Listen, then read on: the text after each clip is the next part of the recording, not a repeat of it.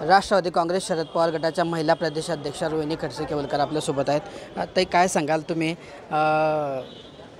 मंत्री चंद्रकांत पाटलांना इशारा दिला होता काजू बदाम पाठवण्याचा आणि आज तुमच्या आदेशानुसार राज्यभरातून काजू बदाम हे त्यांच्याकडे पोहोचलेले आहेत। काय नेमके?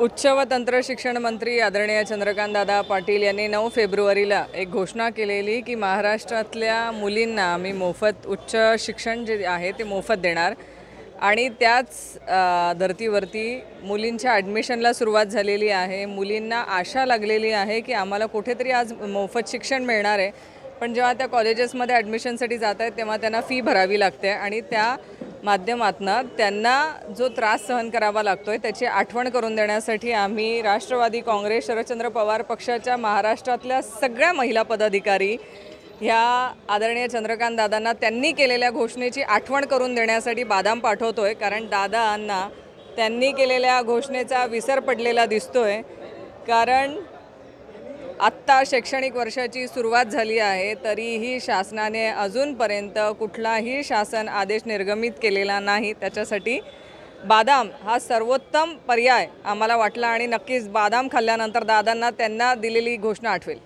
संपूर्ण महाराष्ट्रभरातून तुमच्या आदेशानुसार बदाम हे पाठवले गेले आहेत का? गेल्या 2 दिवसांपासून माझ्या सगळ्या महिला पदाधिकारी ह्या चंद्रकांत दादा पाटील यांच्या मंत्रालयाच्या कार्यालयावरती बदाम पाठवत आहेत आणि जवळजवळ 1 लाखपर्यंत पाकिट म्हणजे एनव्हलपच्या माध्यमातून हे चंद्रकांत दादांना येत्या 8 दिवसांमध्ये सगळे पाकिटं पोचतील। दादांनी सांगितलं होतं की मी कोल्हापूरचा आहे, मला बदामाची गरज नाही। चला, त्यांना हे आठवलं तरी की ते कोल्हापूरचे आहेत, कारण त्यांनी मागच्या पंचवार्षिकला कोल्हापूर सोडून पुण्यामध्ये माझ्या एका महिला भगिनीचं तिकीट कापून ते तिथे निवडून आलेत। दादा, आता कोल्हापूरची आठवण झाली आहे तर यावेळेस कोल्हापूरला जाऊन निवडणूक लढवा, माझ्या कुठल्याही महिला भगिनीचं तिकीट प्लीज कापू नका। तर हीच मागणी तुमची आता अधिवेशन सुरू आहे, या अधिवेशनामध्ये या संदर्भातली काय मागणी करणार तुम्ही की सरकारने या संदर्भात काय निर्णय घेतला पाहिजे?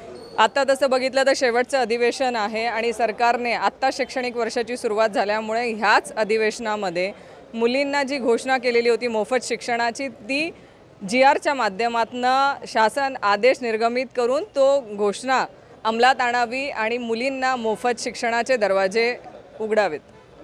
शासनाने जो निर्णय घेतला होता त्या निर्णयानुसार तो आदेश जारी करावा आणि मुलींना मोफत शिक्षण जे आहे त्याबद्दलचा शासनाचा GR काढावा, अशी मागणी या ठिकाणी रोहिणी खडसे यांनी बोलताना व्यक्त केली आहे। किशोर पाटील, TV9 मराठी, जळगाव।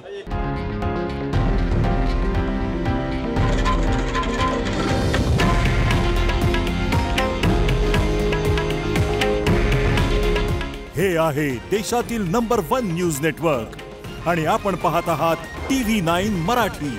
काळजी तुमची, हित महाराष्ट्राचं।